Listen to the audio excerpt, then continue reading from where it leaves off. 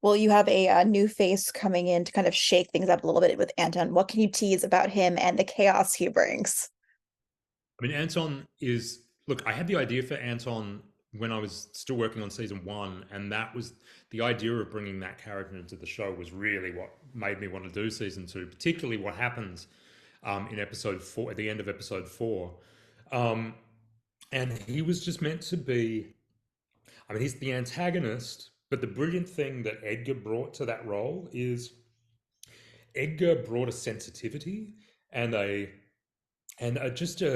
just like a poetic, just kind of beautiful energy, which every character in the show except for Gary completely falls in love with Anton.